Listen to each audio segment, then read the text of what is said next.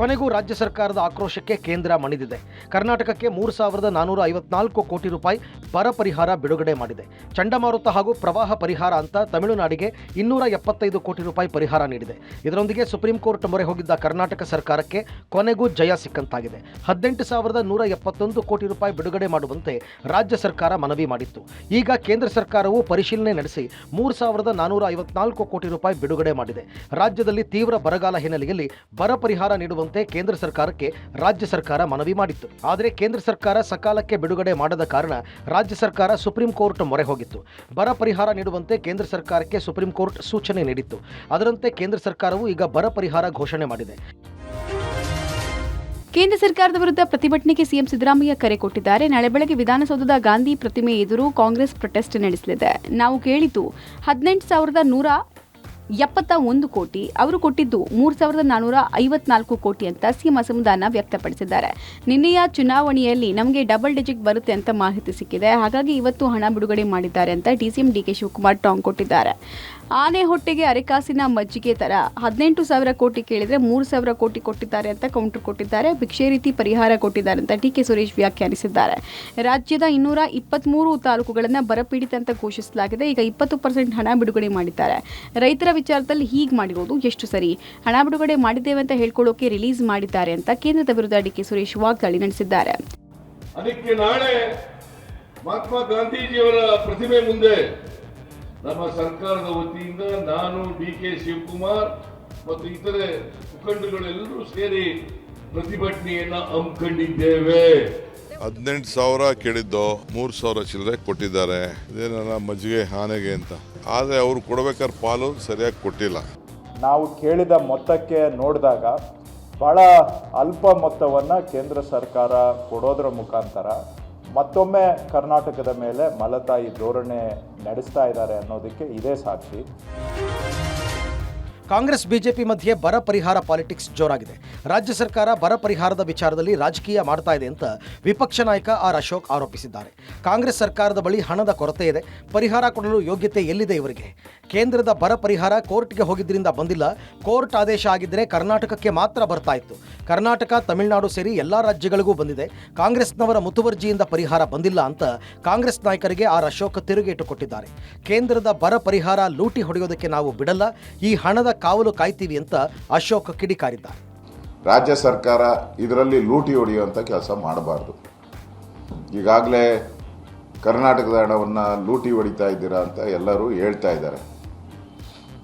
ವಿರೋಧ ಪಕ್ಷಗಳು ಆಪಾದನೆಗಳನ್ನು ಮಾಡ್ತಾ ಇದ್ದಾರೆ. ರಾಜ್ಯದಲ್ಲಿ ಮಹಾರಾಷ್ಟ್ರ, ಮಧ್ಯಪ್ರದೇಶ್, ಬೇರೆ ಬೇರೆ ರಾಜ್ಯಗಳಿಗೆ ಇಲ್ಲಿನ ಲೂಟಿ ಹೊಡೆದಂಥ ಹಣವನ್ನು ಕಳಿಸ್ತಾ ಇದ್ದೀರಾ. ಇದು ಬರಕ್ಕೆ ಸಂದರ್ಭ ಬಂದಂಥ ಹಣ. ಇದರಲ್ಲೂ ಏನೇನ ಕೈ ಚಳಕ, ಇದನ್ನು DBT ಮುಖಾಂತರನೇ ಕಳಿಸ್ಬೇಕು. ಆದರೆ ಇದರಲ್ಲೂ ಏನಾರ ಕೈ ಚಳಕ ಮಾಡಿ ದುಡ್ಡು ಹೊಡೆಯೋ ಅಂಥ ಕೆಲಸವನ್ನು ಮಾಡಬಾರ್ದು. ನಾವು ಇದನ್ನು ಕಾವಲು ಕಾಯ್ತೀರಿ. ಕಾಂಗ್ರೆಸ್ ವರ್ಸಸ್ ಬಿಜೆಪಿ ಮಧ್ಯೆ ಚೊಂಬು ವಾರ್ ತಾರಕಕ್ಕೇರಿದೆ. ದಾವಣಗೆರೆಯಲ್ಲಿ ಕೇಂದ್ರ ಸರ್ಕಾರದ ವಿರುದ್ಧ ಚೊಂಬು ಪ್ರದರ್ಶಿಸಿ ಜಿಲ್ಲಾ ಕಾಂಗ್ರೆಸ್ ಪ್ರತಿಭಟನೆ ನಡೆಸಿತು. ನಗರದ ಅಂಬೇಡ್ಕರ್ ಸರ್ಕಲ್ನಿಂದ ಎಸಿ ಕಚೇರಿ ತನಕ ಪ್ರತಿಭಟನಾ ರ್ಯಾಲಿ ನಡೆಸಿದ್ರು. ಕೇಂದ್ರದ ವಿರುದ್ಧ ಧಿಕ್ಕಾರ ಕೂಗಿ ಆಕ್ರೋಶ ಹೊರಹಾಕಿದ್ರು. ಪ್ರತಿಭಟನೆಯಲ್ಲಿ ನೂರಾರು ಕಾರ್ಯಕರ್ತರು ಖಾಲಿ ಚೊಂಬು ಹಿಡಿದು ಭಾಗಿಯಾದರು. 10 ವರ್ಷಗಳಲ್ಲಿ ಮೋದಿ ಸರ್ಕಾರ ಜನರ ಅವಶ್ಯಕತೆ ಪೂರೈಸೋಕೆ ವಿಫಲವಾಗಿದೆ. ದೇಶದ ಪ್ರತಿಯೊಬ್ಬ ನಾಗರಿಕನ ಅಕೌಂಟ್ಗೆ 15 ಲಕ್ಷ ಹಾಕ್ತೇವೆ ಅಂತ ಹೇಳಿದ್ರು. ದೇಶದಲ್ಲಿ ಆರ್ಥಿಕತೆ ಕುಸಿತ, ಜಿಡಿಪಿ ಕುಸಿತ, ನಿರುದ್ಯೋಗ ಹೆಚ್ಚಳ ಆಗಿದೆ. ಇಂದು ಕೇಂದ್ರ ಬಿಜೆಪಿ ಸರ್ಕಾರ ಜನರಿಗೆ ಖಾಲಿ ಚೊಂಬನ ಕೊಟ್ಟಿದೆ ಅಂತ ಕಿಡಿಕಾರಿದ್ರು. The 10 years of Modi government, they have not done anything fruitful to the people. They have said they will deposit 15 lakh rupees in each and every citizen's account, and they got the power in 2014. That was a cheap promise. They have said they will catch hold of the black money, and they implemented demonetizations that had only harassed the public. ಕರುನಾಡಿನಲ್ಲಿ ಮೊದಲ ಹಂತದ ಲೋಕಸಭಾ ಚುನಾವಣೆಯ ಮತದಾನ ಮುಕ್ತಾಯವಾಗಿದೆ. ಇನ್ನುಳಿದ 14 ಕ್ಷೇತ್ರಗಳಿಗೆ ಎರಡನೇ ಹಂತದಲ್ಲಿ ಮೇ 7ರಂದು ಮತದಾನ ನಡೆಯಲಿದೆ. ಈ ಹಿನ್ನೆಲೆಯಲ್ಲಿ ರಾಜ್ಯ ರಣಕಣಕ್ಕೆ ಮತ್ತೆ ಪ್ರಧಾನಿ ಮೋದಿ ಎಂಟ್ರಿ ಆಗ್ತಾ ಇದ್ದಾರೆ. ನಾಳೆ ಮತ್ತು ನಾಡಿದ್ದು ಒಟ್ಟು 2 ದಿನಗಳ ಕಾಲ ಉತ್ತರ ಕರ್ನಾಟಕ ಜಿಲ್ಲೆಗಳಲ್ಲಿ ಪ್ರಧಾನಿ ಮೋದಿ ಪ್ರಚಾರ ಮಾಡಲಿದ್ದು 5 ಸಮಾವೇಶಗಳಲ್ಲಿ ಭಾಗಿಯಾಗಲಿದ್ದಾರೆ. ನಾಳೆ ದಾವಣಗೆರೆ, ಉತ್ತರ ಕನ್ನಡ ಮತ್ತು ಬೆಳಗಾವಿಯಲ್ಲಿ ಬಹಿರಂಗ ಸಭೆಗಳನ್ನು ಉದ್ದೇಶಿಸಿ ಮಾತನಾಡಲಿದ್ದಾರೆ. ನಾಳೆ ಬೆಳಗಾವಿಯಲ್ಲಿ ವಾಸ್ತವ್ಯ ಹೂಡಲಿರುವ ಪ್ರಧಾನಿ ನಾಡಿದ್ದು ಬಾಗಲಕೋಟೆ, ವಿಜಯಪುರದಲ್ಲಿ ಬೃಹತ್ ಸಮಾವೇಶದಲ್ಲಿ ರಣಕಹಳೆ ಮೊಳಗಿಸಲಿದ್ದಾರೆ. ಇನ್ನು ಮೋದಿ ಆಗಮನ ಕೇಸರಿ ಕಲಿಗಳಲ್ಲಿ ರಣೋತ್ಸಾಹ ತುಂಬಿದೆ. ಪಂಚ ಸಮಾವೇಶಗಳಲ್ಲೂ ರಾಜ್ಯ ಕಾಂಗ್ರೆಸ್ ವೈಫಲ್ಯಗಳೇ ಮೋದಿ ಬ್ರಹ್ಮಾಸ್ತ್ರಗಳಾಗಲಿವೆ. ಬಿಜೆಪಿಯ ಭದ್ರಕೋಟೆ, ಬೆಳಗಾವಿ ಲೋಕಸಭಾ ಕ್ಷೇತ್ರದಲ್ಲಿ ಮತ್ತೊಮ್ಮೆ ಕಮಲ ಅರಳಿಸಲು ಗೆಲುವಿನ ಯಾತ್ರೆ ಮುಂದುವರಿಸಲಿದ್ದಾರೆ. ಇನ್ನು ಭದ್ರತೆ ದೃಷ್ಟಿಯಿಂದ ಬೆಳಗಾವಿಯಲ್ಲಿ ಡ್ರೋನ್ ಹಾರಾಟಕ್ಕೆ ನಿರ್ಬಂಧ ವಿಧಿಸಲಾಗಿದೆ. ಬಿಜಾಪುರ ಮುದ್ದೆ ಬೇಳಕ್ಕೆ ಹೋಗ್ತಾ ಇದ್ದೀವಿ. ನಾಳೆ ಪ್ರಧಾನಿಯವರು ಬರ್ತಾರೆ, ಅದಕ್ಕೋಸ್ಕರ ಬೆಳಗಾವಿನಲ್ಲಿ ಆ ಕಾರ್ಯಕ್ರಮದಲ್ಲಿ ಭಾಗವಹಿಸಿ ಶಿಕಾರಿಪುರಕ್ಕೆ ಬರ್ತಾರೆ. ರಾಜಕೀಯ ಪವರ್ ಸೆಂಟರ್ ಎನಿಸಿಕೊಂಡಿರುವ ಕುಂದಾನಗರಿ ಬೆಳಗಾವಿ ಅಖಾಡಕ್ಕೆ ಏಕಕಾಲಕ್ಕೆ ಪ್ರಧಾನಿ ಮೋದಿ ಮತ್ತು ಸಿಎಂ ಸಿದ್ದರಾಮಯ್ಯ ಎಂಟ್ರಿ ಆಗ್ತಾ ಇದ್ದಾರೆ. ಮೊದಲನೇ ಹಂತದ ಮತದಾನ ಮುಗಿತಾ ಇದ್ದಂತೆ ಬೆಳಗಾವಿ ಫೋಕಸ್ ಮಾಡಿರುವ ನಾಯಕರು ಚಿಕ್ಕೋಡಿ, ಬೆಳಗಾವಿ ಕ್ಷೇತ್ರಗಳಲ್ಲಿ ಮೋದಿ, ಸಿದ್ದರಾಮಯ್ಯ ಮತಬೇಟೆ ನಡೆಸಲಿದ್ದಾರೆ. ನಾಳೆ ಬೆಳಗ್ಗೆ 11 ಗಂಟೆಗೆ ಬೆಳಗಾವಿಯ ಮಾಲಿನಿ ಸಿಟಿಯಲ್ಲಿ ಪ್ರಧಾನಿ ಮೋದಿ ಬೃಹತ್ ಸಮಾವೇಶ ನಡೆಸಲಿದ್ದು, ಬೆಳಗಾವಿ ಮತ್ತು ಚಿಕ್ಕೋಡಿ ಲೋಕಸಭಾ ಕ್ಷೇತ್ರಗಳ ಅಭ್ಯರ್ಥಿಗಳ ಪರವಾಗಿ ಪ್ರಚಾರ ಮಾಡಲಿದ್ದಾರೆ. ಇದೇ ದಿನದಂದು ಬೆಳಗಾವಿ ಮತ್ತು ಚಿಕ್ಕೋಡಿಗೆ ಸಿಎಂ ಸಿದ್ದರಾಮಯ್ಯ ಭೇಟಿ ನೀಡಲಿದ್ದಾರೆ.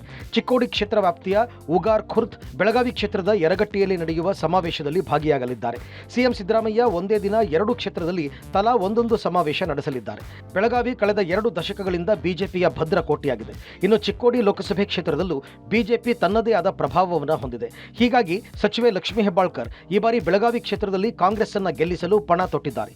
ಹೀಗಾಗಿ ಪುತ್ರ ಮೃಣಾಲ್ ಅವರನ್ನು ಕಣಕ್ಕಿಳಿಸಿ ಬಿಜೆಪಿ ಅಭ್ಯರ್ಥಿ ಮಾಜಿ ಸಿಎಂ ಜಗದೀಶ್ ಶೆಟ್ಟರ್ ಮಣಿಸಲು ರಣತಂತ್ರ ರೂಪಿಸಿದ್ದಾರೆ.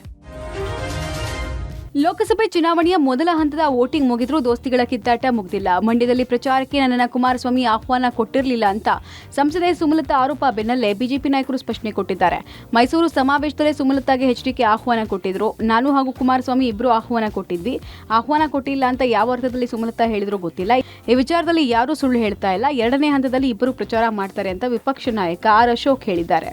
ಕುಮಾರಸ್ವಾಮಿ ಅವರು ನಮ್ಮ ಮನೆಗೆ ಬಂದಾದ್ಮೇಲೆ ಈವರೆಗೂ ಅಲ್ಲಿಂದಾನು ನನ್ನ ಜೊತೆಲಿ ಯಾರೂ ಫೋನಲ್ಲಿ ಮಾತಾಡಿಲ್ಲ.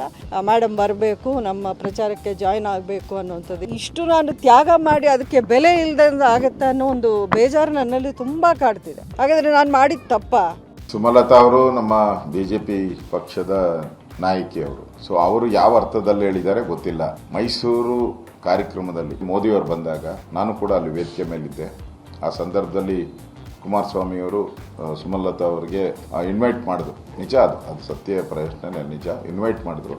ಸಮಯ ನೋಡಿಕೊಂಡು ತಾವು ಬರಬೇಕು ಅಂತ ವಿನಂತಿಯನ್ನು ಮಾಡಿದ್ರು. ಸುಮಲತಾ ಅವರು ಕೂಡ ಅವರ ಎಲ್ಲ ಬೆಂಬಲಿಗರಿಗೆ, ಅಂಬರೀಷ ಅಭಿಮಾನಿಗಳಿರ್ಬೋದು, ಎಲ್ಲರೂ ಕೂಡ ಮಂಡ್ಯದಲ್ಲಿ ಕುಮಾರಸ್ವಾಮಿ ಅವರ ಪರವಾಗಿ ಕ್ಯಾನ್ವಾಸ್ ಮಾಡಿದ್ದಾರೆ. ಈಗ ಉತ್ತರ ಕರ್ನಾಟಕದ ಭಾಗದಲ್ಲಿ ಇಬ್ಬರು ಪ್ರಚಾರಕ್ಕೆ ಹೋಗ್ತಾರೆ.